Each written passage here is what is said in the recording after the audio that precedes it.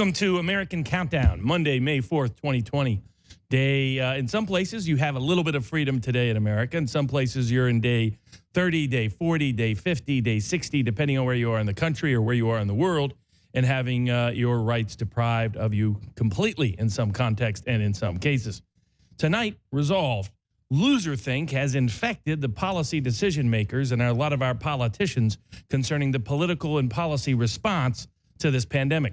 Tonight, we'll have the privilege to discuss that, debate that, dialogue on that issue with the author of Loserthink, Scott Adams, also an author of other books, How to Win Bigly and others, including about mindset and the rest. Many of you may know him as the famous author of the famous comic Dilbert. In my experience, in general, comedians have a wide, broad-scale skill set that is relatively unique in the world of authors, in the world of actors, in the world of performers, in the world of persuaders. Scott Adams also even has a background in hypnosis.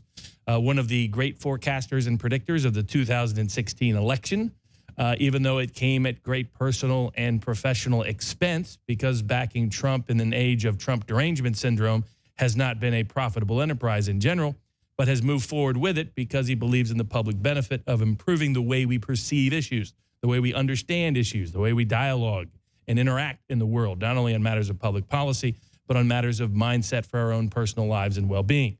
He is one of the truly great inventive minds of America today. And so it'll be fun to discuss and debate the issues. There is areas where we agree, areas where we disagree, and it'll be fun to get into that dialogue and how much loserthink has infected the aspects of our politicians and press in covering this pandemic and in responding and reacting to it. In that regard, we have, let's get to the COVID-1984 update for today, Monday, May 4th. First, another article from Medical Review Studies out of by some Japanese authors about how closed environments are what facilitate the secondary transmission of coronavirus or COVID-19. They go into great detail about how it's in what we've been talking about in this show for 6 weeks in one way, shape, or form, which is that the way COVID-19 spreads is by close, continuous contact in confined quarters with recycled air. It does not spread out on the beach. It does not spread, or it doesn't spread with ease. You'll have some tiny minutia of cases. So far, they've found some cases none, in some cases 1 in 1,000, a tiny, tiny, tiny, minuscule percentage of cases. And in many cases, in many areas, they can find no cases that have spread by taking a walk in a public park, by simply reading a book in a public park, by strolling down your sidewalk, by taking playing t-ball with your daughter in your backyard or at a local park, by taking your child to play at the amusements and just take a swing at the local parks. All of those things, all the public outdoor activities, swimming, surfing, paddleboarding, being out on a boat, none of these things have any meaningful risk at all of spreading COVID-19. And here's another study, another survey that confirms it.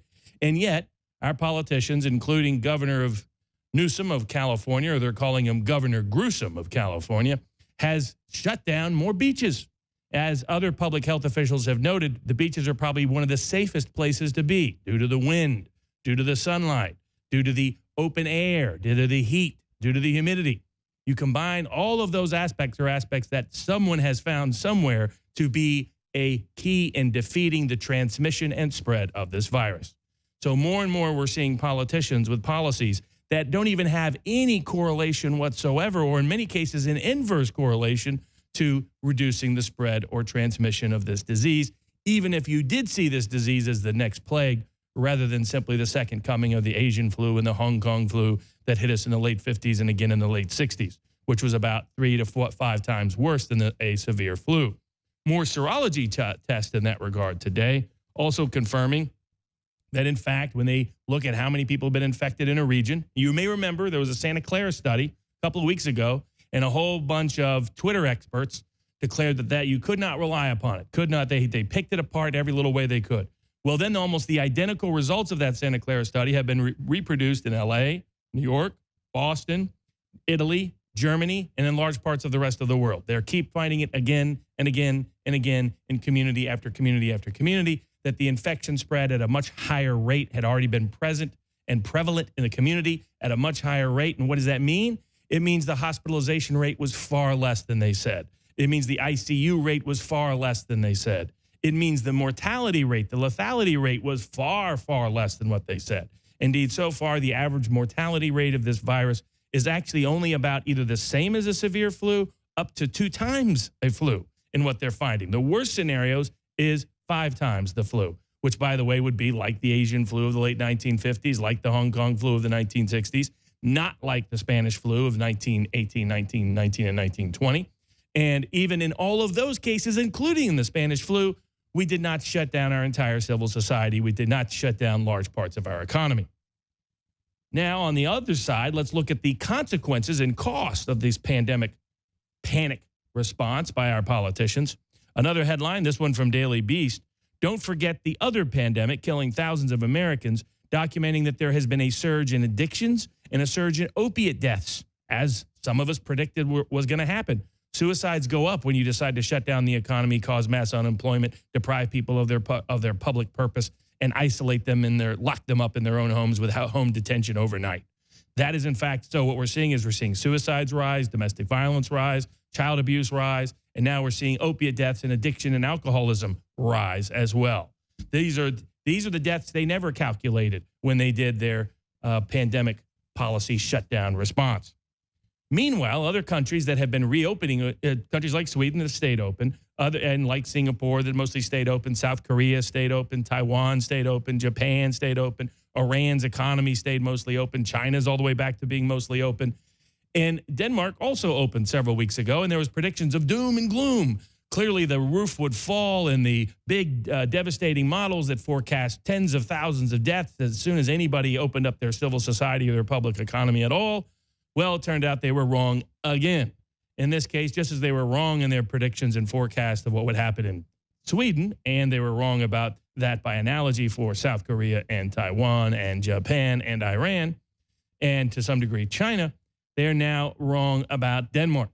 Denmark reopened their economy, and here's the headline. Denmark, the coronavirus spread has not accelerated following the reopening of the economy. Indeed, if we look at a 3-day moving average, if we look at chart number 1, someone charted the impact of the various shutdown time periods, and it's a 3-day moving average of daily COVID-19 deaths per million people, looking at countries in a light that should have been favorable to critics of Sweden. They look at Ireland, they look at Finland, they look at Norway, they look at Denmark, they look at the United Kingdom, and they look at Sweden using different methodologies to calculate, including the more aggressive ones. And what do they find? They find that there is no significant difference whatsoever in the death rate since the shutdowns have gone into force. In other words, you're seeing the same relative decline in the growth of the disease and in the growth of the death rate from the disease in Sweden that you're seeing in the countries that have used extreme techniques of shutdown. There's increasingly no evidence that the shutdown provides any material impact on the growth rate of the death. That is happening by studies done within the United States, by comparing various states, depending on the timing of their shutdown. Florida, for example, reopened. They predicted there was going to be doom and gloom in the Florida beaches. There was going to be this huge death trap on the Florida beaches. Never happened. Famously, sports writers like Peter King forecast that against other sports commentators like Clay Travis, who said it was not going to happen. Clay Travis is now down on the beaches in Florida enjoying the sunshine, which helps kill this virus, while Peter King is back in shame in New York. So the predictions of doom and gloom, the predictions that these methods of shutdown, confining people to closed quarters, like what they did in New York, like what they did in New Jersey. In fact, increasingly, what they did is they took people that were the most vulnerable, the elderly with multiple conditions of underlying medical conditions, in nursing homes, and they locked them into those nursing homes. They not only locked them into those nursing homes, closed the windows to those nursing homes, prevented anybody from interacting with them, prevented them from going outside the nursing homes. They sent people that they knew had COVID-19 who had tested for it at the hospital back into those nursing homes to spread the virus. Indeed, in country after country after country, in state after state after state, more than half on average of all COVID-19 deaths are from nursing homes. This is due to some of us were warning 6 weeks ago that there should be a targeted public policy focused on protecting the health of those in nursing homes. But they didn't. Instead, they were busy locking up 6-year-olds. Instead, they were busy making sure a mother couldn't take her son to the local park, making sure somebody couldn't go for a morning swim, making sure someone couldn't go paddleboarding in Malibu, shooting at surfers in some parts of the country just for trying to surf. Because our politicians around the world were worried about that and not worried about the elderly, in fact, facilitating the death of the elderly en masse by their public policies, that's why we have the consequences and outcomes that we do. Indeed, coronavirus deaths, according in this headline from the Chicago Sun-Times, double in 1 week at Illinois nursing homes, have surged past 100. When you see problems in Chicago, what you're often seeing, or any other city, Boston, for a little while in Tennessee, other places, what you're really seeing is a nursing home problem. You're not seeing a broad transmission problem. And this nursing home problem is a product of the policies being instituted, not because of any efforts to deter that from happening. And of course, you have Governor Gavin Newsom, or Gruesome, has been sued by the ex-Newport Beach mayor over the closures in Orange County. In fact, there's more and more lawsuits in California every single day due to the inanity and insanity of Governor Gruesome's public policies. Meanwhile, in the same context, we have circumstances about masks. It's important to note that there's been contradictory information about masks from day one. So first, our own Surgeon General and the World Health Organization and major politicians and the press and major doctors said, do not use masks. Don't go out and buy them. Don't go out and get them. You're causing problems. It's not going to benefit you, so on and so forth. A few weeks later, not based on any detailed medical literature, we should note, all of a sudden there was a reversal and said, absolutely, you should go out and get masks. And now it's mandatory. You can't even go to your job in some places without having a mask. You can't walk out in public without having a mask. You can't go into a store without having a mask. This medical Sharia law is removing the choice from ordinary people to decide for themselves. The reality is, when the politicians and the public health officials were telling you that masks could never be beneficial, they were lying to you. There was no data and information to say that it could not be beneficial. The data was simply contradictory as to how beneficial it could be. In the same vein, for them to say you have to have it, this other one-size-fits-all approach, just as we've done with our pandemic policy response across the nation, taken New York City's policy and applied it in rural Montana in ways that made zero sense, this literal one-size-fits-all mask policy has an equal problem. Because, again, there is also no data and documented information that this will necessarily stop the transmission of the disease, that this will, in fact, benefit you and protect you from getting it. In fact, to this day, the formal position of the World Health Organization is that there's no assurances that wearing a mask will do anything to prevent you from getting the disease. And yet you're being forced to wear it by employers, by retailers, by governments. Does that make sense? Does medical Sharia law make any more sense than any other form of Sharia law? So this should be voluntary. This should be choice-driven. This should be self-informed, self-educated action. It should not be the coercion of the state, particularly where the medical literature is far from clear as to any benefit.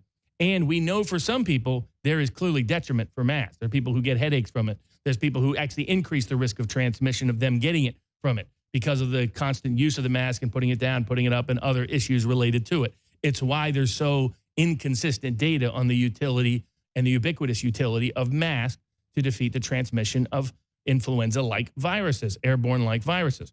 So given that we don't even know whether it's medically beneficial or not, and we know that for some people it will not be, or likely will not be, how should we be compelling it and coercing it and forcing it as a condition of living your everyday life, as a condition of employment, as a condition of purchasing groceries, as a condition of walking outside? And in that context, by the way, the New York Times had a actually relatively informative piece for once entitled "Masks Become a Flashpoint in the Virus Culture Wars." They point out what others have pointed out in other publications, that wearing this mask outdoors by yourself or wearing it in your car by yourself makes no sense at all, period. There's no version of the science that says wearing the mask while you're jogging improves anything in terms of your health, or that by being on the beach with the mask improves your health, or that being by yourself in the car on a boat improves your health. This is becoming a sort of a subservient signal. Look at me, I'm wearing my mask even when it's utterly insane for me to be wearing it. That's really not a self-attribution that one should be seeking out in the modern age. And these masks will continue to be a legal flashpoint, a constitutional flashpoint, as we move forward and progress in this particular environment. In the same time frame, we have, of course, the continued problems on the economic side of the equation, as the Daily Wire reports something that some of us could have forecast or foreshadowed before with this headline: more than 40% of small businesses may close in the next 6 months. I am here currently in Texas. I was this past weekend up in Tennessee, both states that have started opening up. What is significant is how many restaurants are still not reopening, even though they're legally allowed to. What is significant is how many small businesses are reporting back to their employees no intention of reopening, maybe ever, and are waiting to see whether they even have the financial wherewithal or means to do so. And the public effect of this shock and awe on the public consciousness of terrifying them about the nature of this disease and breeding all of these Karens across the country have, in fact, led to a diminished interest in some part of the population from even participating in public life or public society. We've done a mass psychological shock in this real-life Milgram experiment on people's mindsets and mentalities that may be so detrimental that we will never be able to restore our economy, at least in the near short term. That is the risk we face, and a risk that the politicians failed to meaningfully weigh when they made these policy decisions in the first instance. In other news, the COVID-19 keeps having a sort of peculiar effect on a wide range of court cases and legal matters across the world. The Julian Assange extradition trial was postponed until September based on COVID-19, which could in fact benefit Assange because it will allow him the opportunity to meaningfully consult with his counsel prior to that hearing, something he's been consistently denied under the guise of COVID-19 by the British authorities in recent times. Meanwhile, the Daily Caller News Foundation is suing for documents regarding China and the World Health Organization, concerning particularly Anthony Fauci, Dr. Birx, and other potential conflicts of interest that may be present, conflicts of information that may be present, that are clearly pertinent and relevant to the inquiry. The fact that they're having to use the Freedom of Information Act to get it says something about our government's continued unwillingness to openly and transparently share information. Indeed, the government has mostly shut down the sunshine laws in the states and the Freedom of Information Act federally under the guise that they do not have time to comply under COVID-19 for a wide range of other requests that are parallel and that are pending about issues of potential public misconduct across the nation. Meanwhile, more and more information comes out about the absurdity of shutting down schools. If you'd read a lot of the medical literature prior to COVID-19, you would find that generally the medical consensus, the medical advice in the medical literature was that you should not shut down schools for an influenza-like virus unless you had a very unique risk like the Spanish flu, which posed a unique risk to young people especially, and had a mortality rate far, far, far in excess of a typical flu. It was more like 20x a typical flu during that time of season. Well, they're finding out, of course, but the relative advice, Hong Kong flu, Asian flu, past flus, SARS, we've never shut down the schools in the United States for any of those. And the advice was that generally it's not required and, in fact, can become more of a problem than a benefit. For example, almost 40% of nurses who we need to be active in the, particularly when there's a medical crisis, are single moms and have children at home and are their primary caregivers for their children. Even if they're not single moms, they're primary caregivers for their kids. Having their kids back at home often creates economic and social problems for medical care for the provision that's needed and necessary in medical crises. So in that context, we have more information that not only is it extremely rare for kids to get COVID-19 in any consequential manner that could require hospitalization or that could kill them. On top of that, it turns out it appears that kids are not even carriers, that they're finding increasing information that they simply do not transmit the virus. They do not spread the virus at any significant rate or risk at all. So that means we are depriving them of their public education for no positive purpose of any great consequence, while inflicting substantial pain on them because they cannot recover the lost time. And they cannot recover the lost association and lost education that they are being denied and deprived in this time period. So that is why Daniel Horowitz, who was on this show a couple of times before, I mentioned his latest piece is the schools should be the first things to reopen, not the last. Going through that, in fact, there's close to a 0% death rate among school-age children. And in addition, settled fact, the COVID death rate amongst children is astronomically low. And on top of that, the evidence is that kids do not transmit COVID to adults in any significant numbers. This includes studies from Switzerland. This includes studies from the Royal College of Pediatrics in the United Kingdom. This includes studies from the Australian National Center for Immunization Research and Surveillance, and other medical data across the world, including Singapore and Hong Kong and Europe. Given that fact, our schools should be reopened, but instead our politicians are talking about not only closing them for the rest of this year, but maybe even closing them in the fall. That is the inanity and the insanity as these power-mad politicians continue infected with loser think, and some infected with Trump derangement syndrome, continue on a perilous path that has no basis in medical literature or science and cannot conform to the constitutional protections and entitlements of ordinary Americans. In the same way, there's an additional medical study on COVID-19. Full lockdown policies in Western European countries have, this is the headline of the medical literature article, full lockdown policies in Western Europe countries have no evident impacts on the COVID-19 epidemic. That's worth repetition. The full lockdown policies in Western Europe have no evident impacts, none, on COVID-19, zero.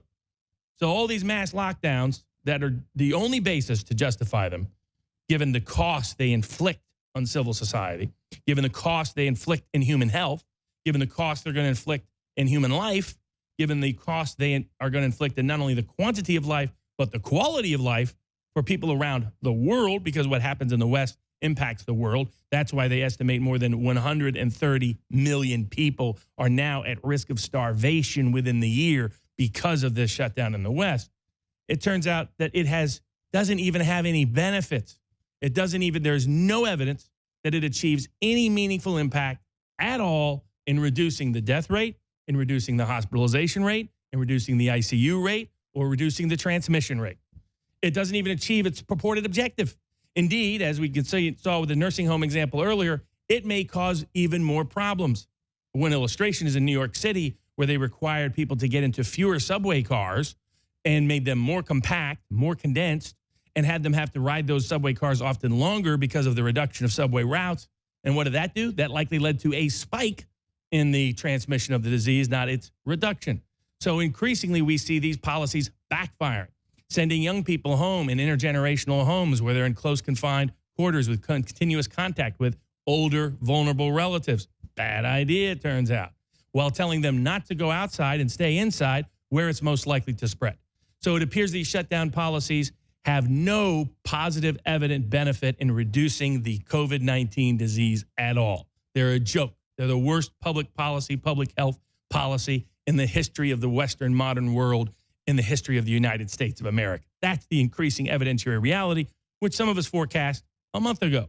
We're starting to see more and more and more evidence of it based on the history of COVID-19 and like viruses, based on the data about how influenza works, based on the way viruses work, based on what public policy responses had previously been have evidence of support. These public policies are completely novel, completely unprecedented, completely unparalleled, and increasingly showing no positive benefit while wrecking the economy, killing lives, and destroying people's liberties. Indeed, on that destroying liberty context, we have headlines like this. Taser-wielding and New York PD officers punch a bystander and what were they busting him for? Maybe they were busting him for a robbery, busting him for a serious crime. No, it was a social distancing bust. Imagine, a social distancing bust. Just that headline. And by the way, there's increasing articles and studies and surveys and comments today by various experts that point out there's no clear evidence that any of this just social distancing achieves any positive benefit in the reduction of this virus in a meaningful manner. But putting that aside, we're actually having cops bust people, wielding tasers, punching and beating people because they weren't social distancing enough. That's the insanity of what we're facing today in America. Meanwhile, people like Professor Ioannidis, published in the UK Times. In fact, yeah, I think we have a video of it. So they actually showed the video of someone was tracking it and tracing into these cops. I mean, look at all these police officers taking this guy down solely because he wasn't social distancing enough. You need 4 officers to pull a Rodney King on someone because they weren't social distancing enough? That is the insanity. I mean, meanwhile, of course, the same New York City and other officials across the country have been letting people out early, have been letting rapists out, letting murderers out, letting dangerous immigrants out from ICE. all of that. And here they're worried, chasing down, holding up, tasering, punching. Oh, and look at this guy. I'll punch this guy too. Oh, yeah, why not? This is what happens when you create a culture that says you can do whatever you want. You have all the power you want. You get South Park Cartman's character, respect for my authority. All because, look at this guy. He's not social distancing enough. Let's beat him. Let's just grab this other guy. Let's beat him. Because just like the power mad politicians go insane, the power mad police go insane. So it's going to bring out the worst instincts and the worst impulse and the worst cops. They're the ones who are going to be famous and well known across the country and the world for these extraordinary violations and civil rights abuses. This is similar to what happened in Wisconsin, where they harassed the lady simply because she let her child play at a neighbor's house. This is what's happened in terms of people being arrested because they were playing t-ball with their daughter, taking their son to the amusement park, surfing, going for a morning swim, simply going for an afternoon paddle boarding, trying to go out on a power boat in the afternoon, trying to take a walk along the beach, someone coming back from surfing. These are the people being targeted. They even did undercover investigations of people because they were doing scary, scary news, haircutting and salon work. There's been announcements of busts in multiple places across the country with massive undercover work to find out that undercover person helping to do your hair. Can you imagine? That's America today. This is supposed to be reasonable. This is supposed to be proportionate. This is supposed to be sane. Isn't this more evidence of not only loser think, but loser think that has led to a madness in our political class and police class that have been mad with power, and now that they have tasted a little bit of it. Meanwhile, Professor Ioannidis points out in the London Times, the UK Times, the science is becoming clear. Lockdowns are not the right medicine. Professor Ioannidis from Stanford, one of the prominent epidemiologists, one of the prominent biostatisticians in the world. He's been warning of this since March, and he's been proven right again and again and again, while the public policy makers have been proven wrong again and again and again. Meanwhile, the Australian officials are saying the same thing as Daniel Horowitz is saying here in the United States. Get our kids back to school. It's simply a matter of trust. Noting that the damage being done to kids' mindset and mentalities about what they're being conditioned to accept as normal is leading them to a dangerous and perilous place, not only for their mental health and educational well-being, but for what they see as civil society's norm. Additional more medical articles out today talking about what, in fact, the actual rate when you do serology testing is. And the serology testing tests how many people have ever had the virus within the local community. It won't test for people who recently have it or had it. It'll only test people who no longer have it but had it before. And what they're finding again and again and again is that the ratio of people that had it is anywhere from 10 to 100 times the number of people that had tested positive for having it in that local community. And what that does is that dramatically reduces the hospitalization rate for anyone who gets the virus, dramatically cuts the ICU rate, dramatically cuts the mortality rate. So that's what they told us. So when we come back after the break, we'll be with Scott Adams to discuss and debate and dialogue on the core issues of what is happening in the country today and whether loserthink has infected our politicians in this pandemic policy response.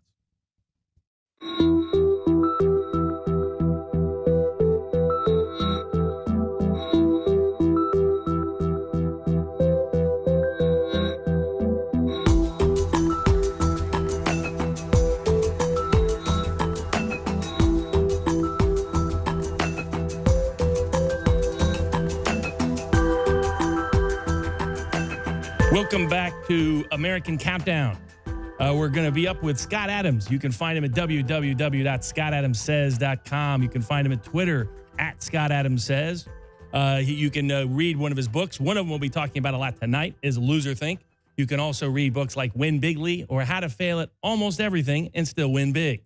You may know him most famously as the great comic writer for Dilbert.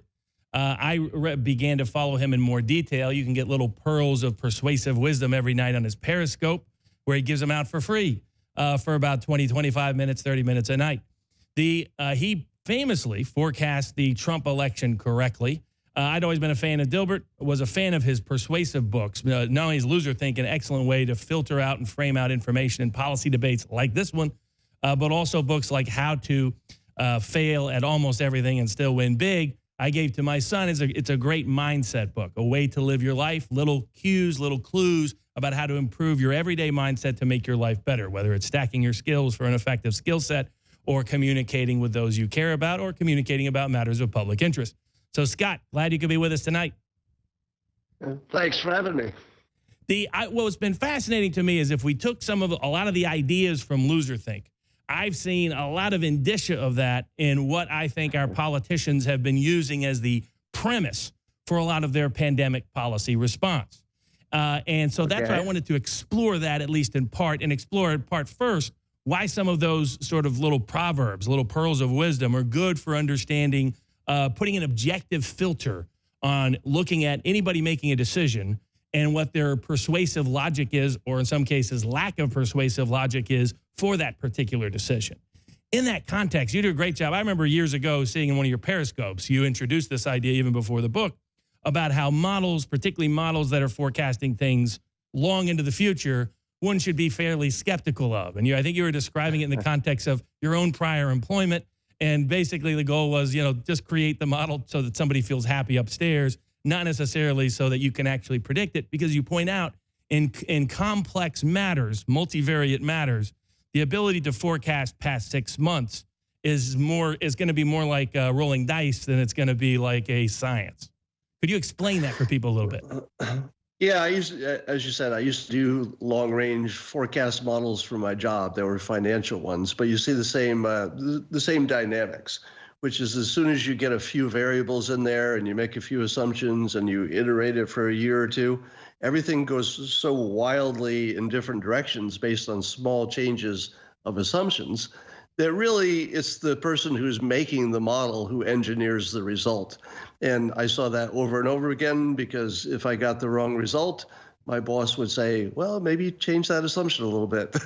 So in the real world, that's the way it works. Now, the thing that people don't understand is that there is no way to predict the future. If anybody could do it in any context reliably, they would be, a trillionaire. So the first thing you need to know is that it can't be done, and you can know that for sure because somebody would get rich on it. You just have to, bet on it or whatever you needed to do. So that's the first thing. The second thing is they're not intended to predict the future, and that's what everybody misunderstands. The best thing a model can do is to show you a range. If you put in the worst case scenario variables, what's the high side? And the best case, what's the low side, or vice versa?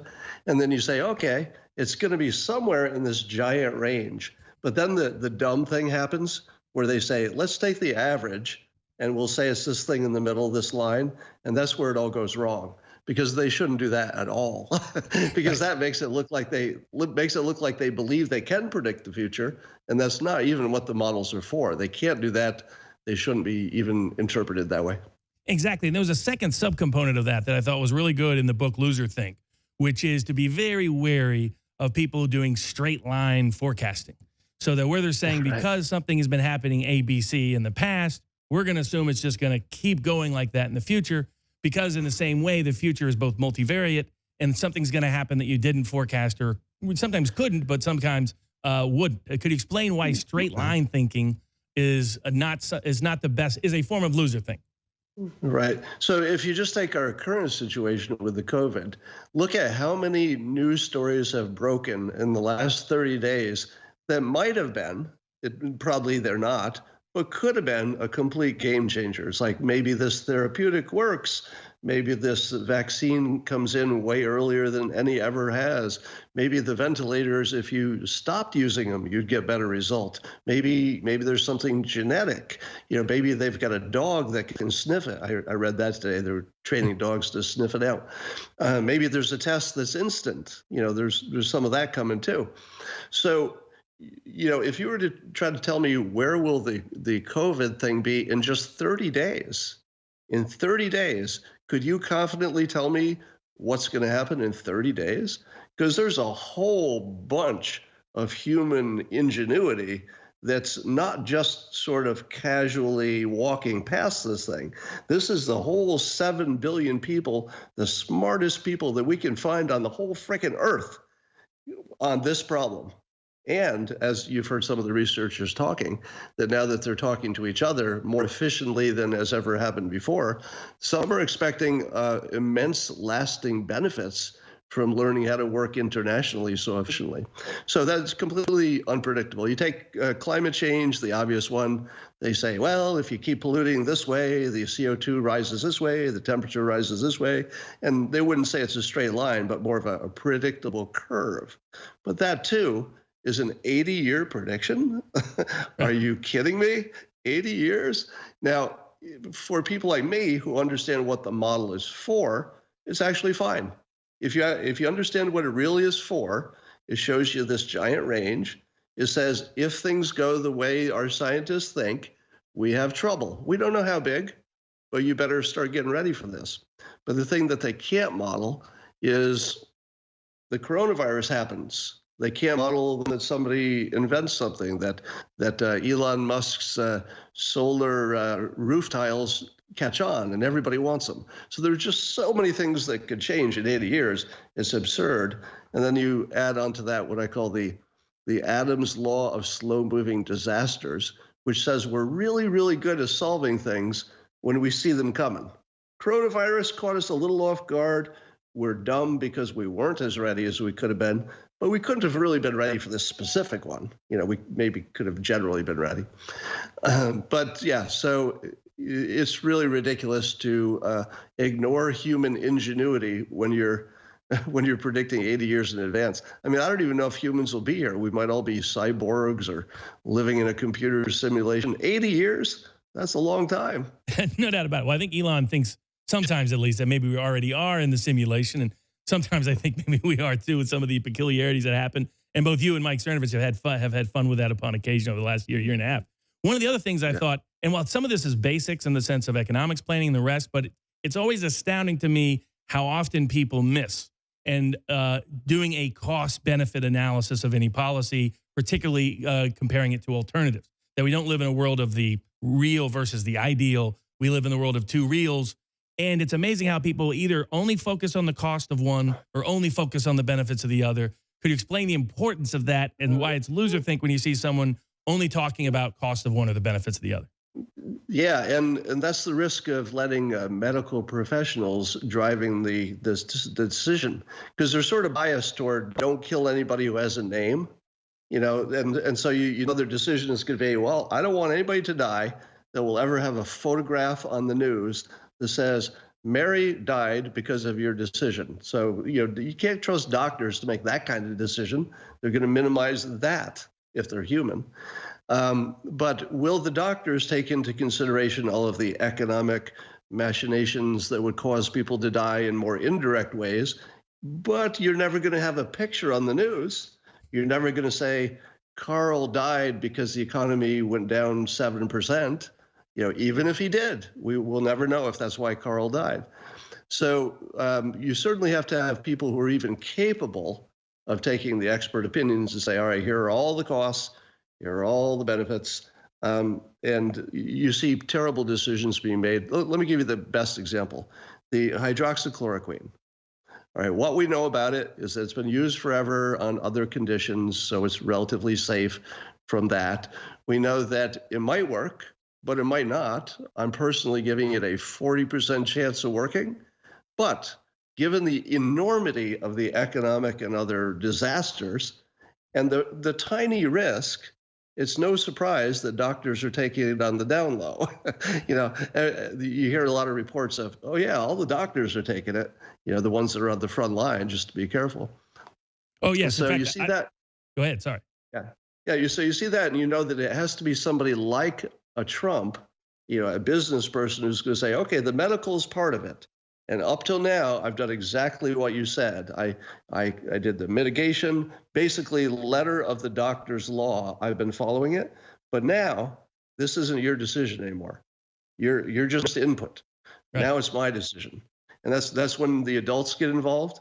And here's the other caution: our government is not designed for this decision, because the government, the president, should never say, well, here's my decision. I'm going to be honest with you. We're going to kill poor people to keep the old people alive, or vice versa. We're going to let the old people die I'm going to favor the poor people. There's no way our elected government can do that. We've designed it so they can't.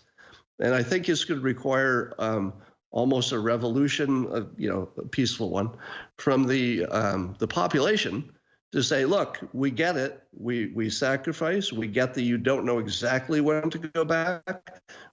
No expert knows exactly what's going to happen. We get that we could try something and pull back if it doesn't work, but just let us go. Like at this Right. point, just let us take a shot at it, because you don't know more than we do at this point, right? Because we've seen the experts just giving us the worst information. I mean, just blatant lies. Masks don't work. Are you kidding me? This doesn't spread from person to person. Seriously? This is what our experts are telling us, and we're going to decide the fate of civilization on the next thing they tell us? I hope not. I hope it's somebody like Trump. Doesn't have to be him, but somebody with that skill set who says the medical is just part of the input. Exactly. Part of that cost benefits analysis, part of that comparing alternatives. And you're right. We are put in this extraordinary position. Particularly, one of the things you mentioned in Loser Think is the risk of anecdotal thinking. So that, for example, like in particular here, all the anecdotal thinking, for the most part, weights on one side. In other words, everybody knows somebody. I know my dad's a doctor at such and such a hospital, and he's seen terrible things. And I know my grandma got. I know a young person who got this, something like that. And there isn't, well, okay, I know somebody who went and got overdosed on opiates because they were alone for too long. There's not that kind of easy anecdotal evidence. But in general, to explain why anecdotal evidence is often a sign of loser think, because of the tendency to exaggerate its import and its consequence and whatnot. Well, our brains are kind of limited machines in this big, complicated universe. So we can only focus on the few things we can focus on, and we have to ignore the rest. And the way your brain is wired is whatever you focus on, you irrationally think must be more important, because your brain is spending so much time on it. So anecdotes take up your brain power, and then they influence you to think, well, I only heard 2 stories, but I haven't heard any other stories. Well, I'm going to go with it, because in the real world, you don't get to do a scientific study for every decision in your life. It's not practical. You kind of say, well, Bob did this and it worked for him. I'll try it. So unfortunately, that's the best we can do sometimes. But if you have the option of a scientific study, well, then it's just crazy to look at the anecdotal and prefer it. The other thing I thought that was really good throughout Loser Think is and having witnessed this, as a lawyer, I deal with a lot of experts. So I'll just put it this way. It doesn't tend to lead to an increased estimation of my opinion of experts. Not to discredit them, but when I know that I can basically call one expert, and if I offer this amount of money and I call that one, offer this, I can get them to conflict and contradict one another. I think you brilliantly put it in the book is you can get one expert to say the other expert's as good as a monkey pounding piano keys, which is a nice visual imagery, but it's deeply universally true, at least in my professional experience as a lawyer. And so one of the things I found unsettling throughout the public policy debate about the pandemic was a lot of people telling us, let's just defer to the experts, whomever the experts may be, whichever side they may be. Because as you know, the World Health Organization has been literally opposite sides of the same issue. And they're supposed to be the premier public health expert organization. The UK said, let's do herd immunity, and then turned around and said, let's not do herd immunity. So could you explain why deference to experts, particularly in cases of complexity, cases of novelty, is not always the best strategy and can be a sign of loser think? Well, you got to be very careful with it, because I would never be the person who says ignore the experts. That would be crazy. But you have to have enough experience to be able to catch it when you're not getting the right advice. So you got to be looking for their financial interest. Do they have one? You got to see if they have the right kind of talent stack to even give you a well-rounded decision, or is it very narrow like a doctor would? So you're going to go through all of those calculations in your head. But wait, what was the question? I think I rambled too far. No, that's fine. I mean, it's a version of it. I have like a 2-compound provision. One is that just because someone is an expert doesn't mean necessarily they're an expert in this particular issue. In other words, they may be like a broad expert in epidemiology. That doesn't mean that how to assess the economic collateral consequences is right within their bandwidth. Right. I say that about climate change. I say, yes, all the experts most of the experts seem to be on one side, but each of those experts only knows their little channel. They don't really, they're kind of trusting the other experts. So it's not like there's an expert who's an expert on being an expert. I say that about stocks too. You can pick a stock professional to help you pick stocks, but how do you pick that stock professional? It's the same as picking a stock. There's no basis by which you can guess which one will do the good job. You might as well just pick stocks, which is also a bad idea. You should diversify, but get a fund. So that's what I say. And then there was a mind-boggling expert thing I heard just before I got on here, and I have to share this with you because I know it's right up your alley, if you don't mind. Sure, absolutely. So, of course, the big question is, people comparing the coronavirus to the regular flu and the numbers. And there was an ER doctor who made the same observation I made, and I heard Trump make on his town hall, which was, I've never known anybody who ever died of a regular flu. So how could it be that 50,000, 60,000, 80,000 are dying, and I've never even heard of it? Because have you heard of people who died of overdoses? Yes. How about my stepson? How about, their friends? How about lots of people died in car accidents? Yes. Died in, I know people who died in 9/11. I mean, I know all kinds of people died. So anyway, this ER doctor, 7 years as a doctor, said, why have I never seen anybody die of the flu, the regular flu? So he called his doctor friends and said, have any of you ever seen anybody die of the flu? And a few of them said that over their career, a few, one or two. Other doctors said their entire career, they'd never seen one. And so the doctor did a little more digging, and it turns out that 50, 60, 80,000 number that they say for the regular flu is completely made up. Yeah, basically what they do is they try to take an excess fatality assessment. It's entirely projections. It was one of the things early on that unsettled me when they were making comparisons. So like as soon as they were comparing the flu to COVID, I was like, well, how precisely are they making that comparison? My view was that COVID was worse than the flu, or otherwise China wouldn't have shut down. Now, when I saw other things happen, I was concerned about our response being disproportionate and disparate, and people seeking it for objectives that did not have when they were shutting down the beaches, that did not make sense to me, especially people swimming by themselves, surfing by themselves, paddleboarding in Malibu. I've lived a long time in Malibu. The idea that they were going to chase after paddleboarders and surfers, but leave it to the skateboarders to take, they put the sand in the skateboarding park, and talking to your inventiveness, they just go and make it a dirt bike park. So God bless them. They're the last independent folks left in parts of California, I'm afraid, where we both reside for a long time. But yeah, Mike, like early on, like the flu, when they were starting to say, hey, this death rate is this death rate was this. And I had two issues with it. One, I was like, COVID-19 is new, so we're not really going to know its mortality rate probably for 6 months. We're going to be guessing at it. And maybe our guesses are good, maybe they're not good, but we're probably going to be guessing at it just due to the nature of the way viruses emerge. And then with flu, we're always guessing at that. Because that's why you get these, going to your talk about ranges. Usually the CDC each year will say anywhere from 25,000 to 75,000. So it's like, well, that's sort of a big range under those particular metrics. And then you realize they don't include it usually in cause of death on death certificates. Medical staff are not trained to identify it. And apparently they throw pneumonia in that number for the regular flu. And I'm thinking, it's just garbage number. There's nothing there that you could make a decision on.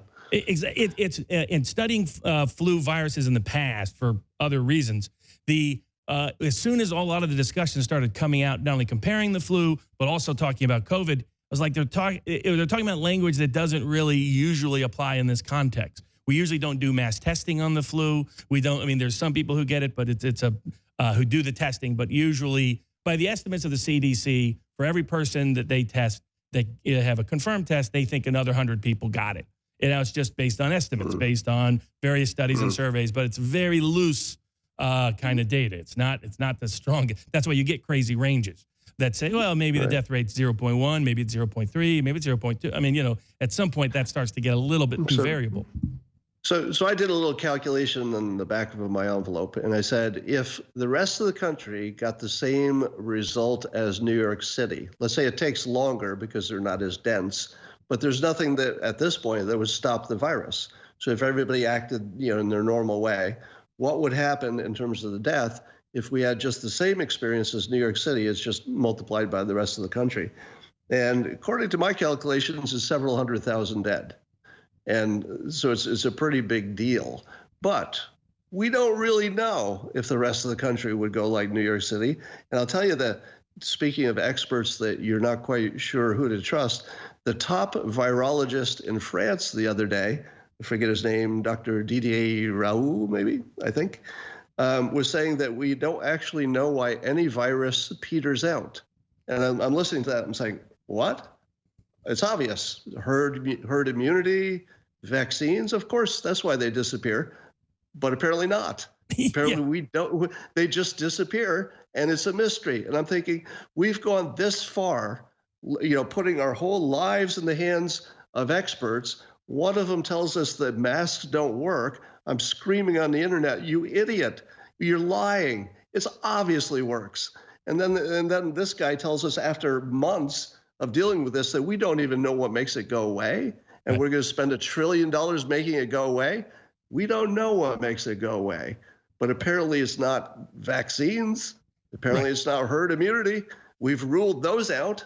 What's left?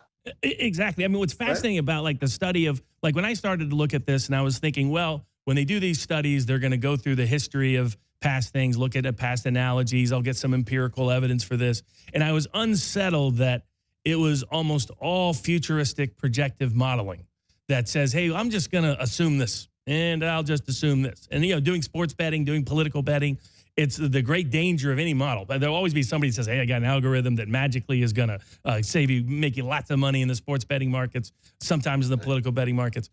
They're almost never that accurate because their assumptions are poor. And their assumption that the model can, in fact, forecast things that have too many variables in them to predict are also a systematic and systemic flaw in them. But when I studied the viruses, what was fascinating to me, and this is what blew my mind, is one of the other good points of loserthink, was to be very careful of great certainty about long-term future predictions, issues of novelty, issues of complexity, and this virus was screaming that at multiple levels. Because when I study the history of viruses, they do just tend to vanish. And then sometimes, like Spanish flu, they'll all of a sudden come back twice, and then other ones will never come back. 90% of them never come back. And it's like, holy cow. Apparently, we know why the Spanish flu did that, because it was a late season flu. So it had, it was unusual. This one's not like it. So the French guy says, second hump? No, there's not going to be a second wave. That was unique to that one situation. And I'm thinking, really? The experts can't even agree if there's going to be a second wave? Because I was pretty sure that we were certain about that. But apparently not. Well, exactly. And when I'd reviewed the history of that, and that's what made me concerned. Maybe you could talk about the risk of certainty. That, like, when we come back after the break, we can get into that, and then Scott can ask me a few questions since he's been generous enough to answer all of mine. And we can talk about why, when someone tells you they know something with certainty in a case of complexity for long-term future predictions, that's right away when you should start to tune them down in terms of reliance. Come back with us after the break.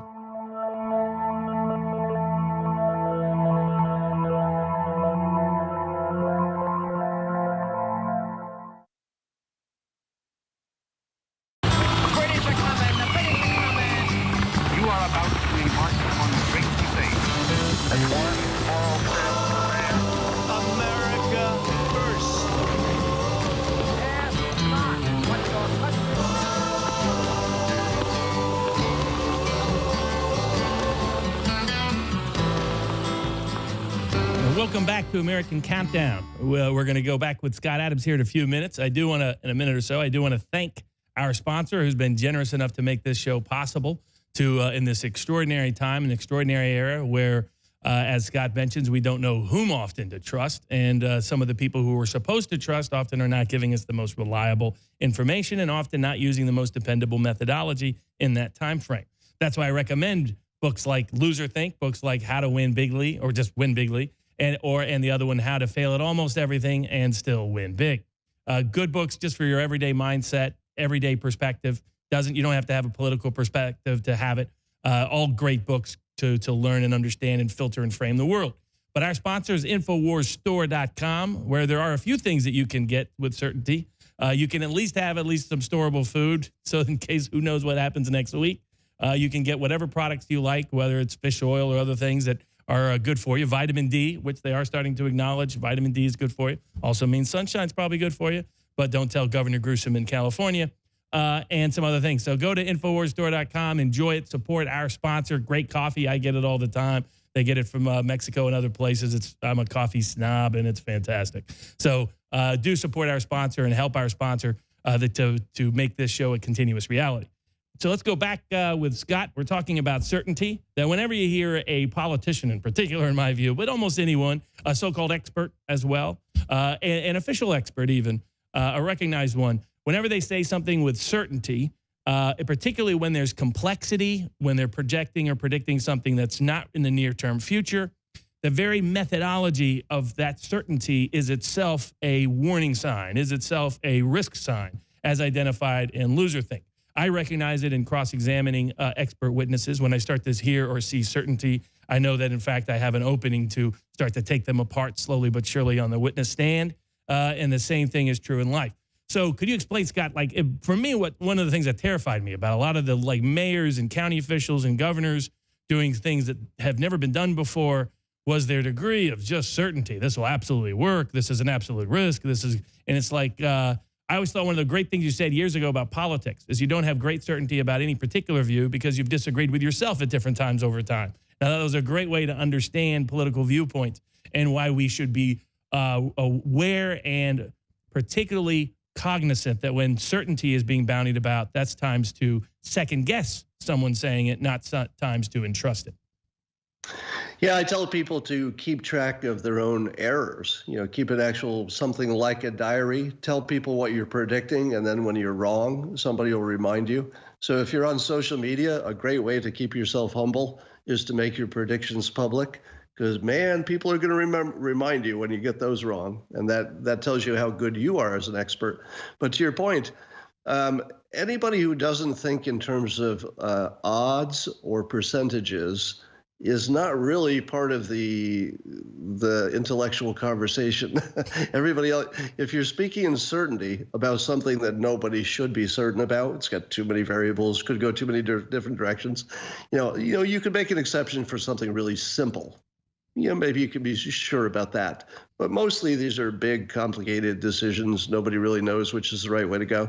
So if I hear somebody say, it's 100%, this is the way to go, doesn't matter which way they say, I just discount it and say, okay, let me talk to somebody who knows what it means to talk in percentages and odds and statistical likelihood. So yeah, don't believe anybody who's certain. Exactly. And the other thing that my view is to be cognizant and careful of people who don't want you to listen to opposing and differing viewpoints.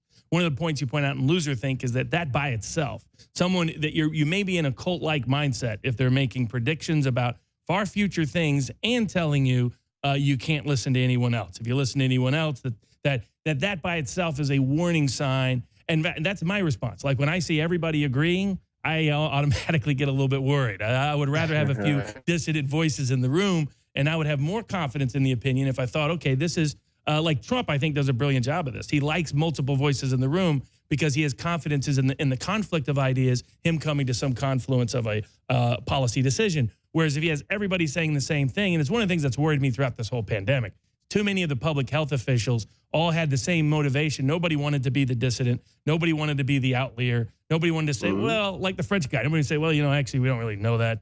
Nobody wanted to say that until late in the ball game when they're starting to, things are going a different direction.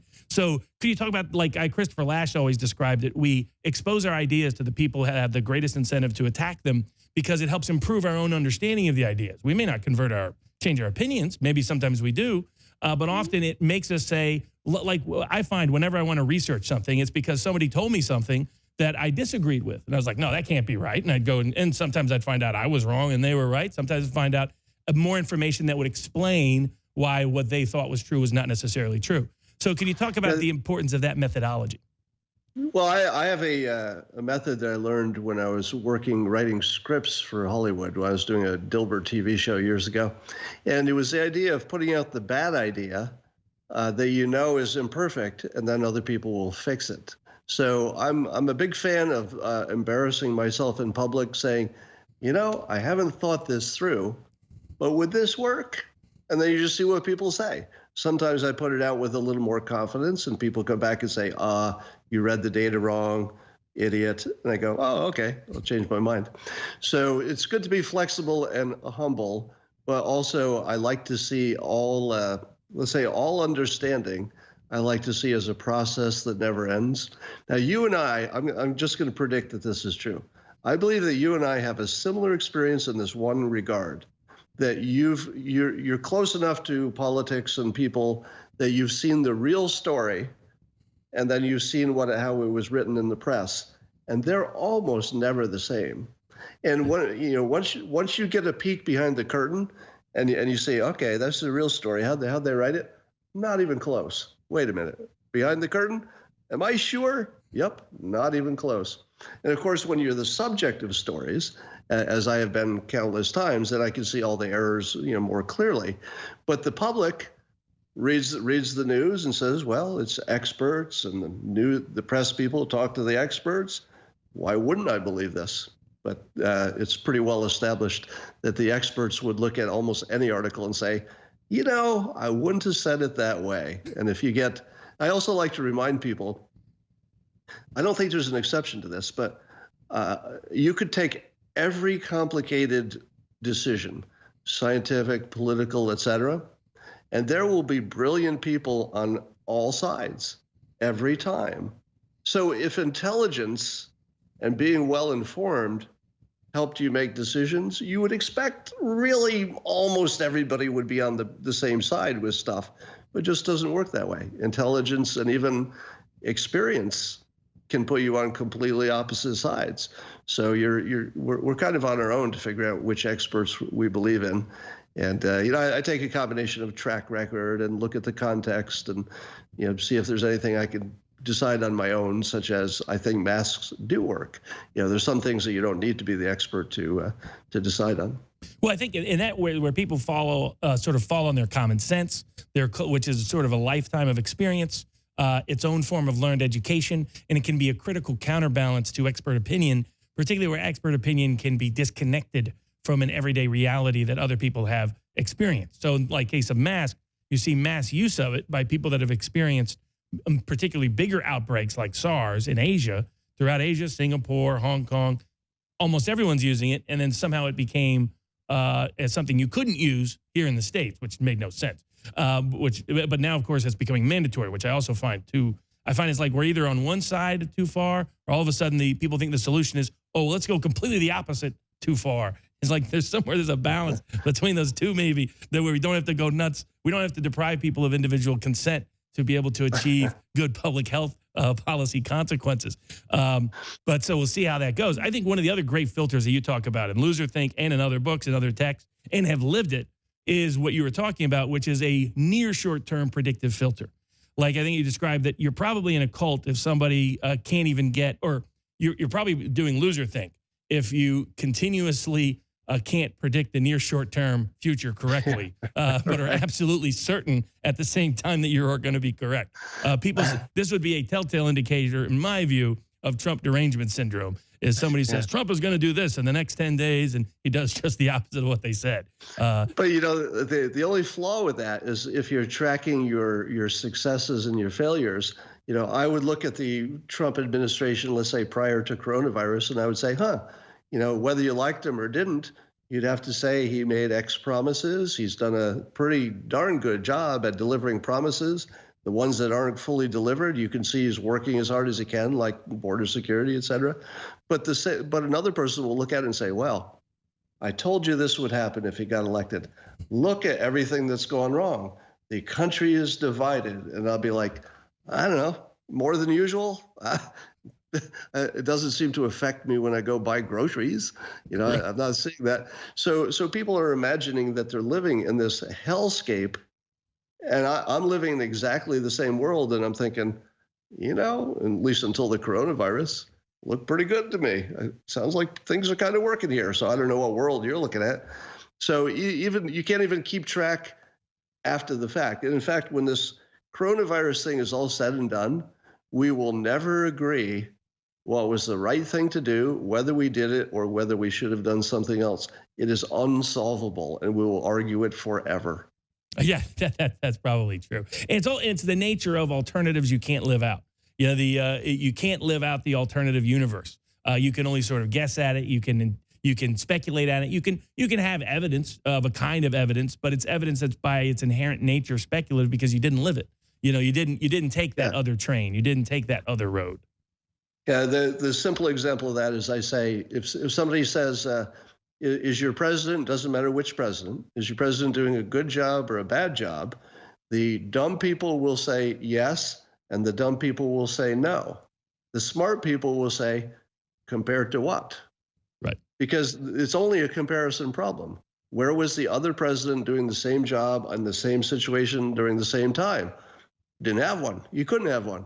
So you can never really know if the imaginary perfect president in your mind would have done the better job. So I usually default to this, and I say, I don't believe there's such a thing as good presidents and bad. I believe that there are presidents who are suited to certain tasks, and it might be a different president for each task. For example, if I want somebody to negotiate tough with China, I want a Trump. If I've got a coronavirus and I just need somebody to cry with the country, maybe not Trump, right? So he's optimized for certain kinds of tasks, and if that's the thing the country needs, well, you're in luck. But if the situation changes, you're like, let's just see if we can get by this. And then, the next phase Trump promises is an amazing comeback. Now, who would you rather have in charge if the next phase is we have to try as hard as we can to have an amazing economic comeback? I'm sorry, there's nobody on the planet that would be better than Trump for that. But if there's another tragedy and you need to see him cry, just not the right guy. He's not the right guy for that. Exactly. I thought for political purposes, the quicker he could get this off of pandemic, and into a comeback story, and maybe particularly a comeback story that involves bringing back jobs and decoupling from China, which really was our greatest national security risk. It was some of his, to do the pun, trump card has been that all the things he warned about China in terms of overdependence on supply chains in China, national security implications of China, lost wages and jobs connected to China. China went from 3% of world manufacturing to 22% in 20 years because they bought off a lot of U.S. politicians. Well, we saw the middle of America get just gutted. And now we have, in my view, the perfect opportunity and the perfect reason to completely decouple, aside from them dumping fentanyl and doing business with Mexican drug cartels, aside from all of the other issues. They're going to send us viruses every couple of years. So maybe it's time to really shut down the supply chains, bring jobs back here. Whenever we have some big emergency or a world war or something, you're of course, as you should, focused on the tragedy and the problems. But when you're done, it's very common that suddenly it's like, oh, we've got a space program now. We've got nuclear power now because you've invented, and because necessity causes you to invent faster than you normally would. So there's a non-zero chance that what we're seeing is what I like to call the third act in movie script writing terms. Toward the end, there's something called the third act, where the hero is in such trouble that you can't even imagine how this problem could be solved, and then it gets solved. So the coronavirus, it feels like Trump's third act. Like this just crushed everything that was good about the Trump economy, his primary calling card. And how does he get this back? It doesn't look possible, especially with this election coming up, right? There's not much time to get something going before that election day. So it's sort of this perfect setup. But let me give you the optimist view. Like you said, this might be the only thing that would have ever gotten us to decouple from China. If that's true, and I think it is, the gains will far outpace the cost of the coronavirus. Even at trillions, the gains will be far greater than that. Then you add in, for example, the scientific or medical gains of putting so much attention on viruses. It's possible we won't have another pandemic because we might actually get to the point where we say, we just figured out how to make a vaccine in 30 days. And we can run it through the supercomputer, and we don't need to test it on humans. I'm just making that up. I don't think that's a thing. But you can imagine that the scientific concentration creates such lasting, enormous. I mean, we could have a vaccine for the common cold. We may have given up handshaking which would, save 100,000 lives a year just because you didn't shake hands and catch whatever the hell they had.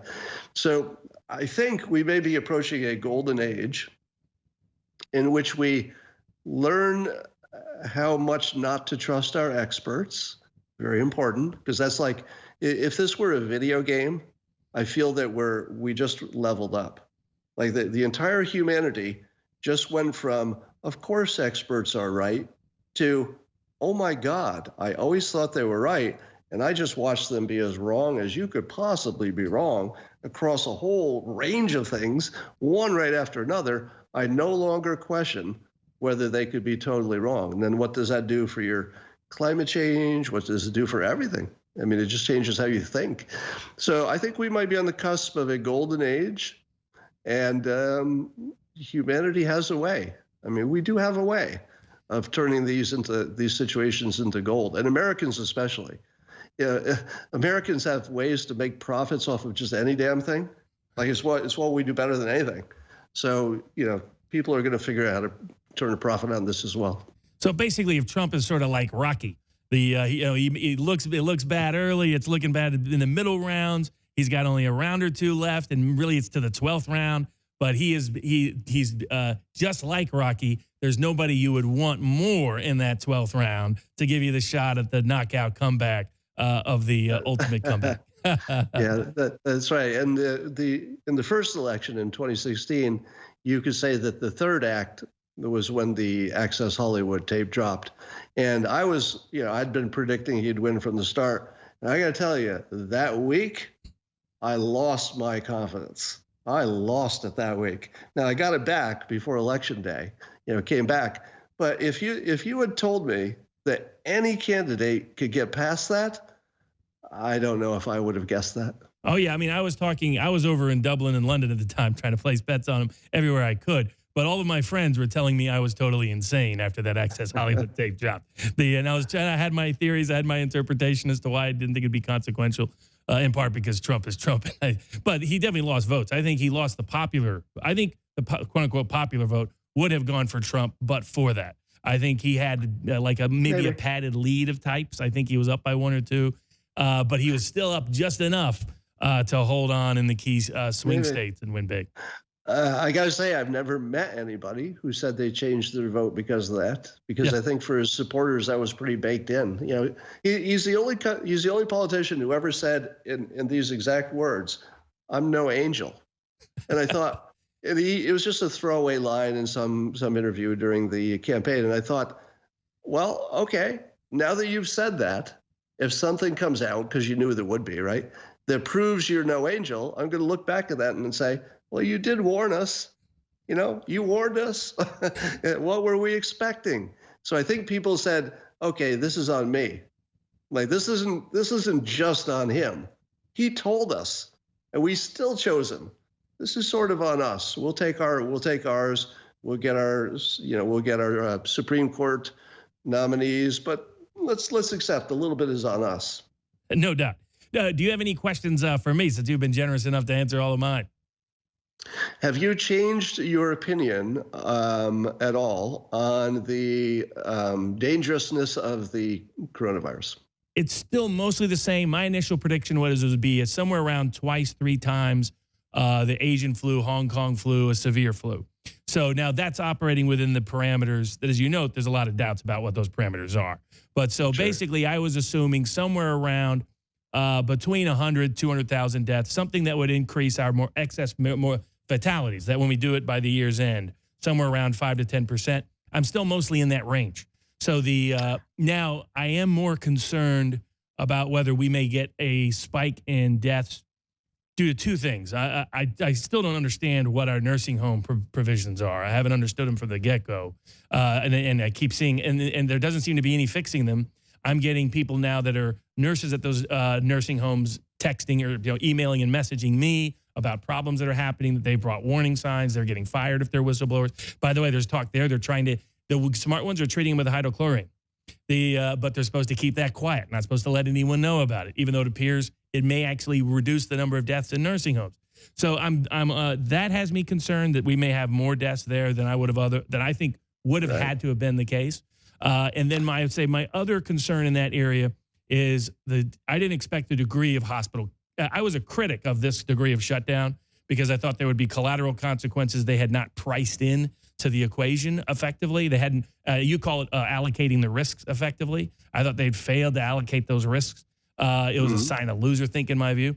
But even I did not think that the hospital capacity collapse outside of the epicenters where they did getting rid of elective care, I think was a bad idea. I'm getting people who want to bring wrongful death suits because parent didn't, someone got appendicitis, didn't go in until 2 days later. Now, some of this may have been unintended, but it was foreseeable. I think if our public policy officials would have thought through, okay, what's all the cost of whether I do this policy? Well, I've been trying to take the position on everything about the coronavirus that I'm not going to judge anybody's mistakes. Doesn't matter what party they are, what job they are, if expert or politician. I am not going to judge them by their mistakes because everybody is operating with no data. I mean, all the data is questionable. So, of course. But I am going to judge them by how quickly they fix an obvious mistake. And you can see, adjustments have happened all along. And I say, okay, good adjustment. Don't have ventilators? Make some. Good adjustment. Don't have enough PPE? Adjust. Did you adjust properly? We have enough. Good. But then you watch things like not allowing people out on the beach. And I'm thinking, that was an easy adjustment. All right. I would have had no problem with making the original mistake of saying you can't go to the beach or the beach is closed.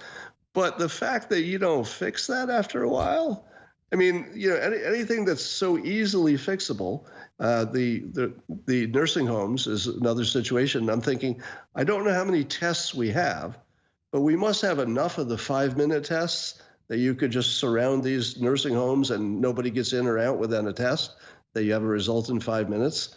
I mean, isn't that fixable? And if it's not fixable, where are our experts saying, look, we've got to get this around, we've got to surround these nursing homes with bulletproof tests? We're halfway there. Give us another month. Where's that, right? So I've said from the start that if you're not measuring, this is a management truism, if you're not measuring the effects of what you're doing and then adjusting, of course, you're not managing. So if you say to somebody, what are your stats? How close are you? And they say, well, we made 1,000 ventilators. I go, well, that wasn't what I asked. Of the ones that you need, are you halfway there, 90% there? And then Mike Pence will say, and we made 500 other ventilators. No, you're just naming numbers of ventilators. You're not measuring what has to be done and how you are to it. And therefore, you're not managing it. And if you're not managing it, what result should we expect? Random. Well, exactly. A large part of this that was concerning to me was a lack of consistently objective metrics we could measure things. I didn't see public policy, even at least I was like, even if you're not even doing it internally, at least pretend you're doing it for persuasive purposes. But there was a lack of confidence installation by their course of behavior. And things like the nursing homes, when I found out they had ordered the nursing homes to take people who had COVID. And I was like, well, my confidence level in government has not gone up during this pandemic response. Yeah. But even then, they did adjust that, right? So they changed that. So and so again, I'm going to try to be consistent. It looks to me like a terrible decision to put them in there in the first place. Who knows what variables they were working with? They adjusted. That's good. That's all I'm going to ask from anybody. Right. Any other questions? Do you have any bets about this upcoming election? This has been a total red herring. So my traditional old school metrics from the time I was a kid was a very simple basic, which was whether or not, hey, the cat's interested. The maybe a secret UK gambler. Basically was, if the incumbent party did not face meaningful opposition, then the incumbent party, at least in American history, tended to win at a very high rate. And then once you dug into why, you could start to figure out the logic behind it, and to where people had sort of really made up their mind a year in advance. They just didn't know they had made up their mind a year in advance. And at least everything so far was looking perfect for Trump. No meaningful incumbent opposition. And when the incumbent party doesn't have meaningful opposition, the party in opposition obsesses more with voting for an electable person than they do voting for the person they like the most as a future president, in which case they always pick the worst possible person. Though I will say that in that that's how you get Mondale 1984, Bob Dole 1996, John Kerry 2004, Mitt Romney 2012. All the people that when the voters looked at it, they said, that guy reminds me the most of a politician. Not, that's the guy I want to be in the Oval Office when the proverbial SH hits the fan. But in that context, Joe Biden is clearly the weakest possible candidate I have ever witnessed. And what I've been telling people is, if you're going to bet against Trump, don't bet on Biden. Bet on somebody else getting nominated at the last minute, of them subbing him out. Because Biden, as long as the alternative, as you put it, you're compared to what? As long as it's compared to Biden, I think Trump, he could shoot someone on Park Avenue and get reelected. Because I think the fear factor with that guy is off the charts in terms of his mental capacity and other issues. So that's where I'm mostly at. If they replace him, I worry about Trump. If they don't, I don't. Now, do you think the replacement, I think most people think there's going to be a replacement. I mean, even Biden talks like there is. Do you think they'll use the vice president as let's get him past the election, or even flip the ticket before the election day? Or do you think that they'll do just brute force where we just have to replace you, Joe? Can you just say that you've got a health problem and we'll take care of this? Yeah, that's a good question. So I have friends of mine in Vegas that are putting all different bets. They liked Cuomo early because Cuomo was getting so much attention connected to the pandemic. I don't. Cuomo himself has said he's not going to run. If I was he can't run because he would give up all of his goodwill, because the thing that makes him popular is he's all hands on, focus on this problem. The minute he said, I'm also running for president, bam, gone. Exactly. If I were them, I would pick someone like the Montana governor. Small town, small state, red state kind of governor, someone like a Clinton, someone like a Carter, at least by demographic profile, doesn't have much baggage. People would say, oh, that's a get something done guy and doesn't scare me. Not Governor Newsom from California, not Cuomo from New York. So, but I think the odds are about 25% they replace him. But thanks, Scott, for joining us. So my current bet is still with Trump, but I'm on hedge until I see whether he can do the rocky comeback you talk about. Thanks for being with us, Scott. Okay. All right, thank you. And come back after the break, and we'll take your calls. 877-789-2539, 877-789-2539, as we take your calls from you, the jury.